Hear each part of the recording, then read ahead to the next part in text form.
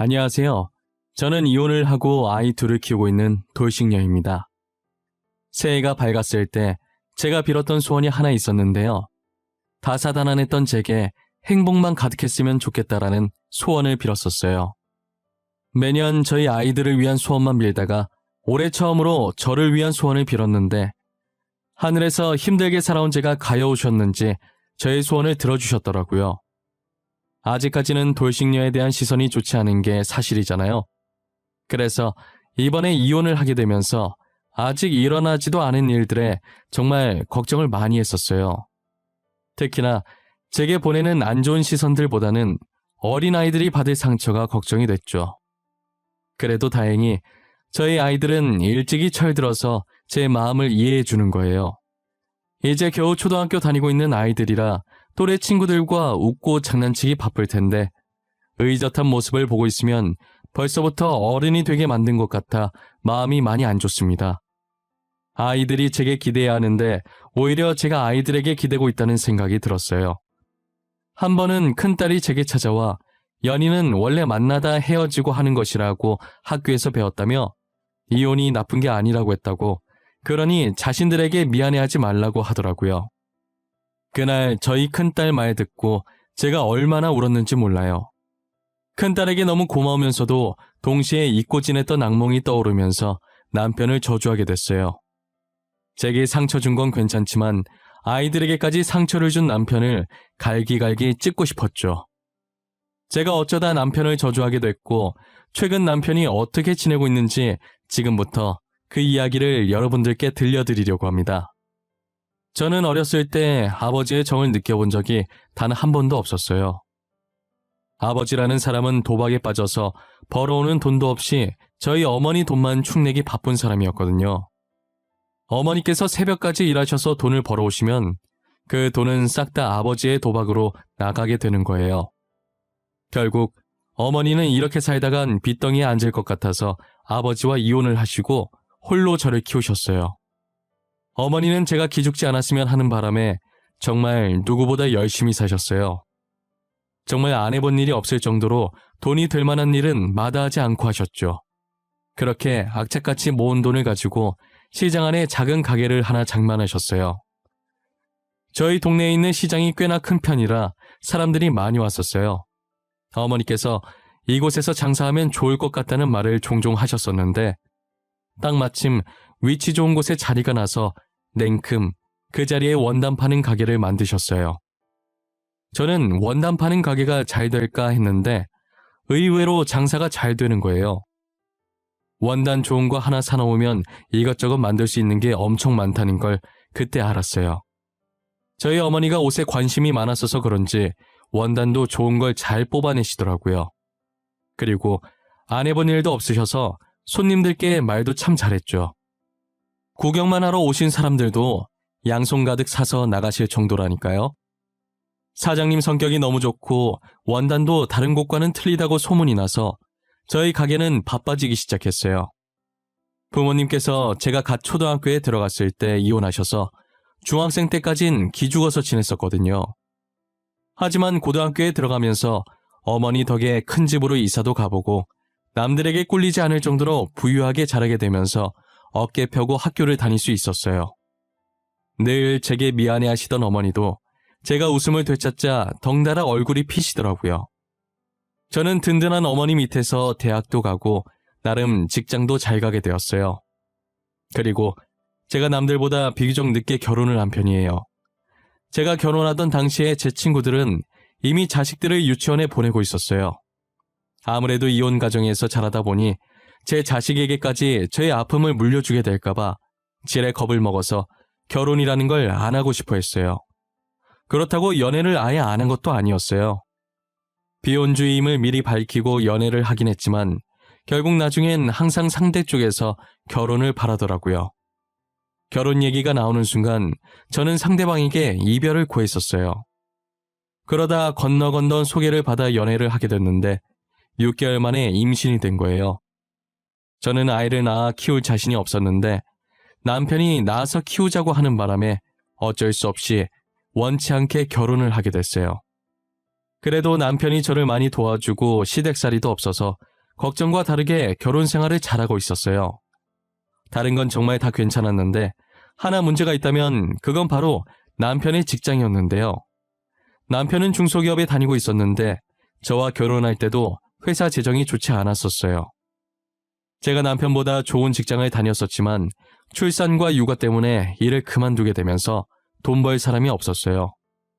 그래서 언제 망할지 모르는 회사 때문에 저희 부부는 하루하루 늘 조마조마했었어요. 늘 걱정 속에 살고 있었는데 결국 남편 회사는 얼마 지나지 않아 부도 처리가 났어요. 하루아침에 남편은 직장을 잃었고 저도 곧 출산을 앞두고 있어서 걱정이 많았어요. 그러던 와중에 어떻게 하셨는지 친정어머니께서 남편 실직 소식을 접하시고 제게 연락을 주신 거예요. 다연아, 진서방 실직된 거 들었어. 지금 진서방 어때? 속이 말이 아닐 텐데 걱정이네. 그래서 다른 데 일할 곳은 있는 거야? 엄마가 어떻게 알았어? 일부러 엄마 걱정할까봐 말 안 한 건데. 혹시 우리 남편이 엄마한테 말했어? 지금 누가 말했는지가 중요해. 취직하는 게 중요하지. 안 그래도 이번에 2호 내려고 했는데 진서방 아직 직장 못 구했으면 그거 진서방한테 맡기려고 전화했어. 2호 낼까 말까 몇 년째 고민하더니 결국 내기로 한 거야? 그런데 우리 남편 서비스직 해본 적이 한 번도 없어서 잘하려나 모르겠네. 진서방 나한테 엄청 싹싹하잖아. 아마 손님들한테도 잘할 거야. 서비스직은 다른 거 필요 없어. 손님들한테 친절하기만 하면 돼. 저희 남편은 친정어머니의 도움으로 작게 가게를 하나 차리게 됐어요. 처음엔 원단에 대해 아는 게 없으니 친정어머니께 교육받으면서 많이 고생했어요. 정식 오픈 전까지 집에서 원단에 대한 책을 읽고 직접 원단 샘플들을 만져보면서 열심히 공부했어요. 열심히 공부한 보람이 있었는지 처음 해보는 건데도 손님들에게 설명을 척척 잘하더라고요. 퇴근하고 집에 와서는 서비스직에 재능이 있는 것 같다고 있었던 일을 얘기하며 제게 으스대기도 했어요. 적응을 잘하는 것 같아서 다행이라는 생각을 했죠. 그렇게 저는 다니던 회사를 그만두고 아이를 낳은 후 육아에 전념하기 시작했어요. 제가 육아를 하는 사이 남편 가게는 이제 어느 정도 자리를 잡아가는 듯 했어요. 단골 손님도 생겼다고 얼마나 좋아했는지 몰라요. 매일 의자에 앉아서 일하던 사람이 하루 종일 서서 일하면 힘들 만도 한데 그래도 힘든 내색 전혀 안 하고 열심히 해줘서 너무 고마웠어요. 그리고 선뜻 가게를 남편에게 믿고 맡겨준 저희 어머니한테도 너무 감사했어요. 저희 시어머니께서 저희 집에 잘 안 오시는데 한 번은 아침 일찍부터 오셨더라고요. 양손 가득 제가 좋아하는 반찬들을 바리바리 싸들고 말이에요. 혜미야, 애는 키울만하니? 혼자서 힘들 텐데 어쩌고 있나 싶어서 들렀어. 이거 네가 좋아하는 것들로 한번 만들어봤는데 내 입엔 간이 맞던데 넌 어떨지 모르겠다. 아유, 어머님도 참 저희 잘해서 먹어요. 이렇게 힘들게 들고 오실 필요 없는데. 다음에 오실 땐 빈손으로 오셔도 돼요. 남편 가게 잘 돼서 오히려 저희가 어머님께 대접해야 하는데. 무슨 소리야. 이게 다 안사돈 덕분에 잘 된 건데 내가 잘해야지. 아니, 사실은 내가 아들놈 너무 걱정돼서 사돈한테 부탁을 했었거든. 네? 그게 무슨 말씀이세요? 어머님께서 저희 엄마한테 무슨 부탁을... 혹시 남편 일 저희 어머니한테 말씀하신 게 어머님이셨어요? 아니, 나는 답답해 죽겠는데 마땅히 말할 사람이 없더라고. 그래서 안사돈한테 말했더니 걱정하지 말라고 자기가 방법을 찾아보겠다고 하지 않니. 근데 이렇게 가게를 주실 줄 누가 알았겠어. 그동안 저희 어머니께서 남편 실직된 걸 어떻게 알았나 했더니 시어머니께서 말하신 거더라고요. 아무리 말할 곳이 없다지만 어떻게 그런 얘기를 사돈한테 한단 말이에요. 자기 아들이 처자식 지킬 힘도 없는 무능한 사람이라고 얘기한 꼴인데 부끄러운 줄도 모르나 봐요. 저는 시어머니의 말을 듣고 어이가 없었지만 그래도 가게가 잘 되고 있으니 그냥 넘어갔어요. 정말 가게가 잘 돼서 망정이지 친어머니께서 남편에게 가게 맡겼다가 혹여나 망했어 봐요. 그랬다간 2번 다시는 친정어머니 볼 면목이 없었을 거예요. 3년 정도 지나서 남편 가게가 친어머니 가게보다는 손님이 많이 적었긴 하지만 그래도 나름 안정적인 매출을 가지고 있었어요. 앞으로 계속 이대로만 가주면 친정어머니 가게만큼이나 커질 수 있을 것 같았어요. 저희 어머니께서는 가게 매출이 조금만 더 올라가면 아예 건물을 사서 장사를 하려고 했어요. 아직은 좋은 자리에 건물이 안 나와서 다른 사람 건물에 임대해서 장사하고 계셨거든요. 오랫동안 같은 자리에서 일을 해서 그런지 어머니께서는 지금 건물주 분과도 친하셨는데 근래에 그 건물을 어머니께 매매를 할지 말지 얘기가 오가고 있는 모양이더라고요. 아직까지는 매매 생각이 없는데 만약 매매를 하게 된다면 어머니께 팔고 싶다고 말이에요. 어머니께서는 팔아주기만 한다면 그 건물을 사고 싶어 하셨어요. 여전히 장사도 잘 되고 함께해온 추억들도 많은 가게니까요. 저도 어머니와 같은 마음으로 그렇게만 되면 좋겠다고 생각했어요.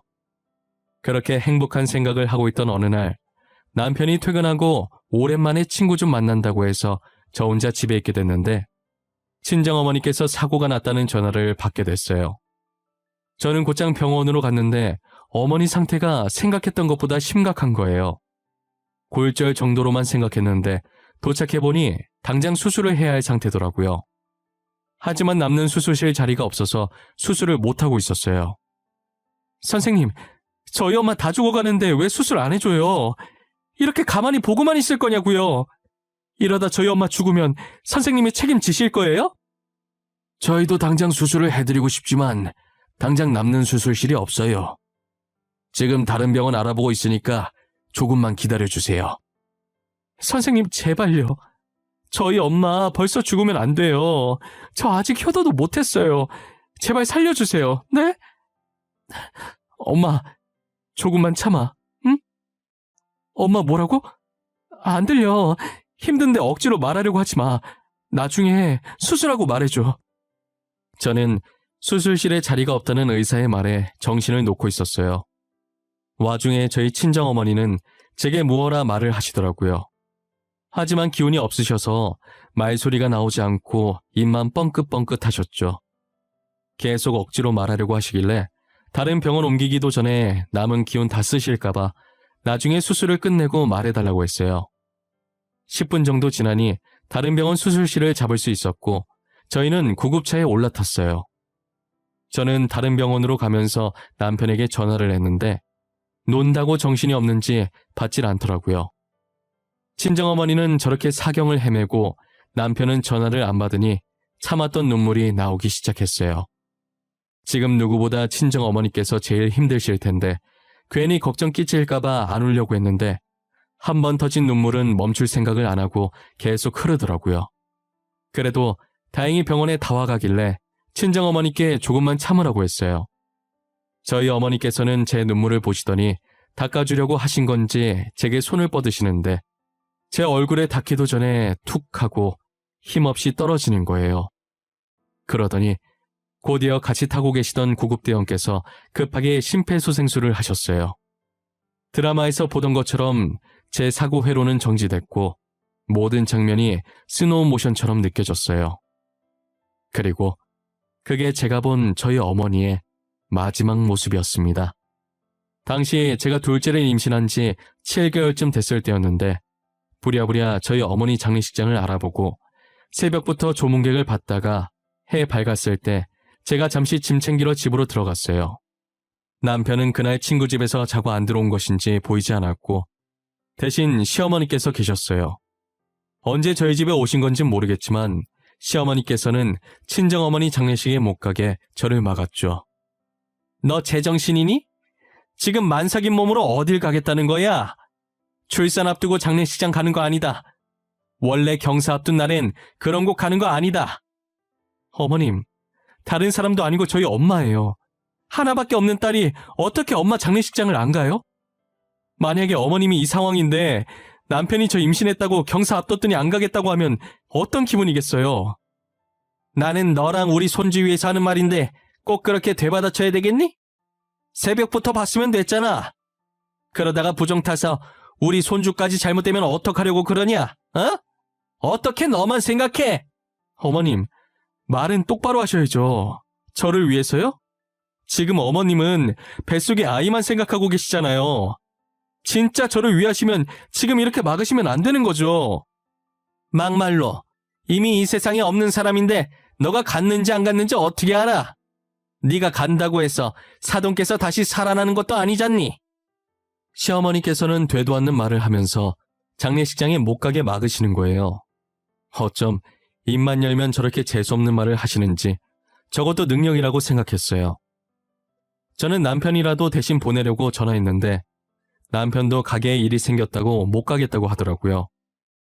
그 가게도 친정어머니 때문에 하게 된 거면서 하루만이라도 쉰다고 하고 가면 될 걸 그거 하나 못 가준다고 하니 너무 서운하고 친정어머니한테 미안했어요.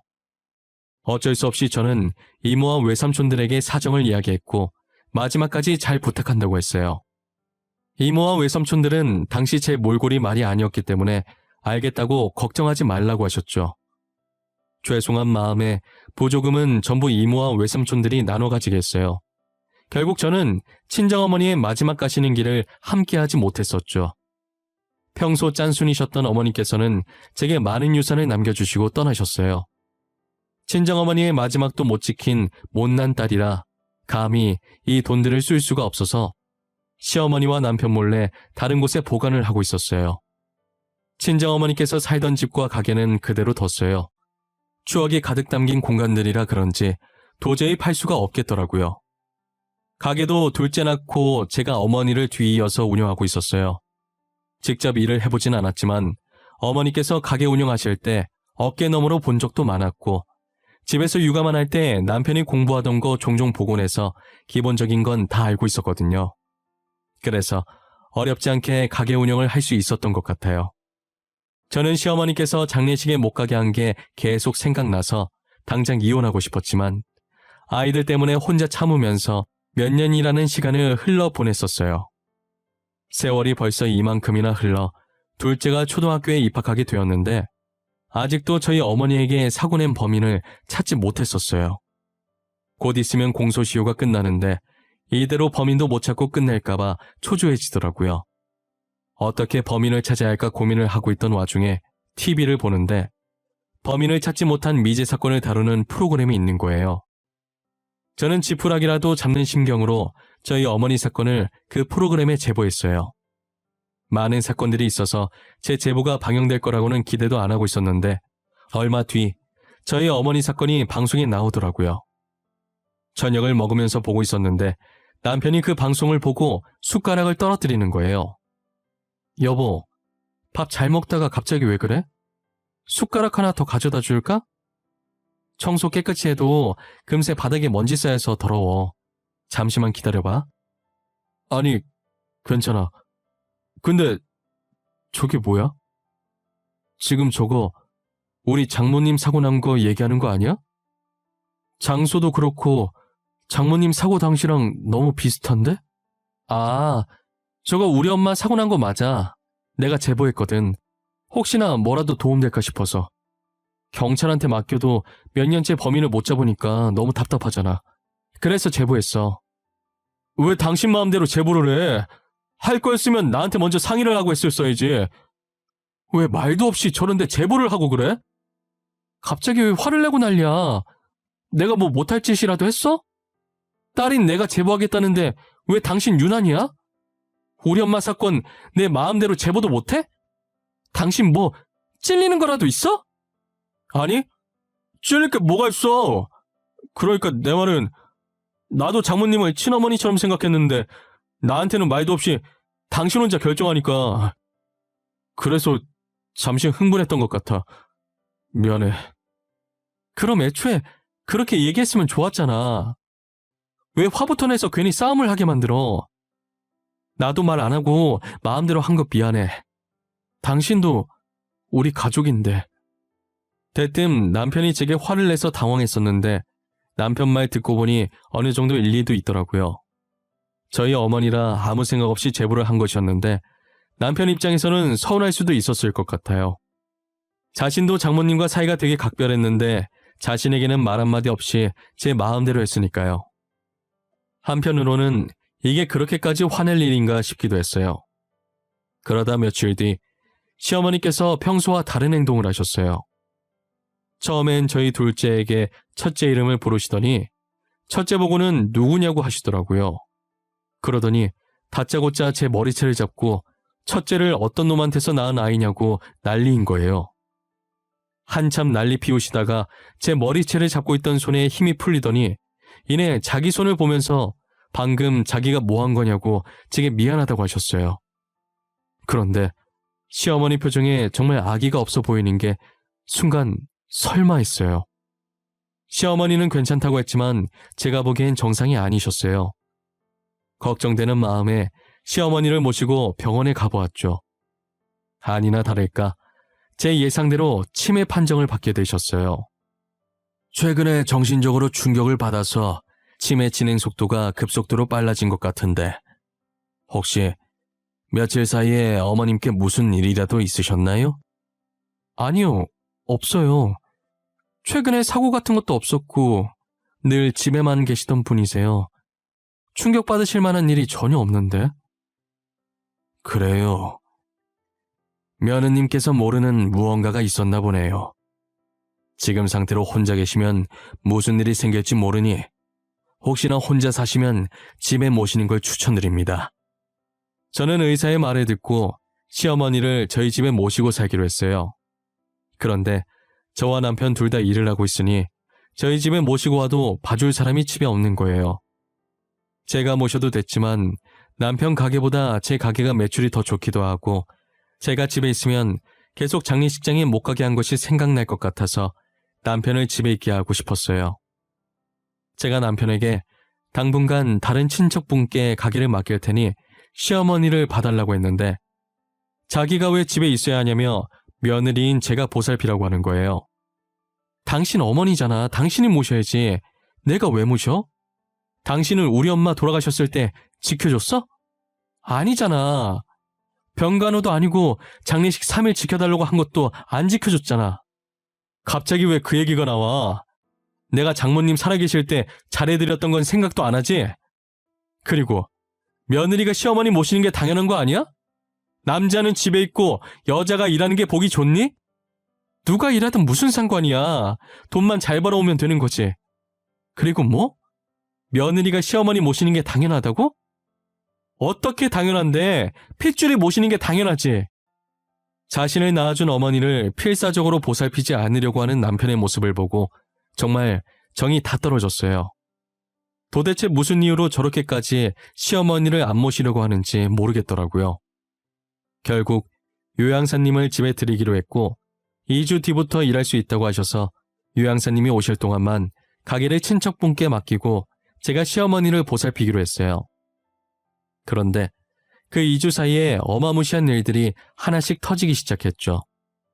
의사가 제게 말했던 것처럼 시어머니의 치매 진행 속도가 엄청 빨랐어요. 첫째만 못 알아보시던 시어머니께서는 이제 저도 못 알아보실 지경이었어요. 늘 누군가 자신을 찾아올까 불안해하시고 계속 남편만 찾고 계셨죠. 그러다 일주일 후 제정신으로 돌아오셔선 제 손을 꼭 잡으시더라고요. 에미야, 내가 사돈 장례식장에 못 가게 한 거 이제야 벌을 받는가 보구나. 나는 미워해도 우리 아들은 너무 미워하지 마. 우리 아들도 그러려고 그런 게 아니야. 남편이 뭘 했는데요? 아, 어머님 안 모시려고 했던 거요? 저는 솔직히 남편이 이해가 안 가요. 낳아주신 분을 왜 안 모시려고 하는 건지. 원래 아들이 다 그렇지 뭐. 아가, 그거 말고도 만약 우리 아들이 잘못한 게 있으면 차라리 나를 미워해. 다 자식 잘못 키운 애미 탓이니까 내가 이렇게 대신 사과하마. 시어머니께서 제게 무언가 말을 하려고 머뭇거리실 때 전화 한 통이 오는 거예요. 어머니 사건의 범인을 찾을 수 있을 것 같다는 경찰의 연락이었죠. 급한 나머지 아픈 시어머니를 집에 혼자 두고 부랴부랴 겉옷을 챙겨 나갔어요. 경찰서에 도착하니 한 남자가 경찰 앞에 앉아 조사를 받고 있더라고요. 그 사람은 저희 어머니 사건의 유일한 목격자였어요. 목격자는 경찰서에 오기 전날 밥을 먹으면서 미제 사건 프로그램을 재방송으로 보고 계셨대요. 계속 보고 있는데 당시 자신이 그 장소를 지나갔던 기억이 있는 것 같다고 하더라고요. 그때 졸음운전 때문에 노랫소리를 엄청 크게 해놓고 가고 있었는데도 잠이 쏟아졌었대요. 그래서 잠시 차를 정차해두고 차 안에 놔뒀던 졸음껌이 생각나서 찾고 있었대요. 목격자가 졸음껌을 찾을 때쯤 목격자가 있던 차선의 반대편에서 사고가 났고 차 안에 있던 목격자는 노랫소리가 너무 커서 사고 난 걸 듣지 못했다고 하시더라고요. 그리고 졸음껌을 찾고 출발할 때는 이미 사고 낸 차량이 없었고 워낙 어두워서 사람이 쓰러져 있는 것도 못 보셨다고 하시더라고요.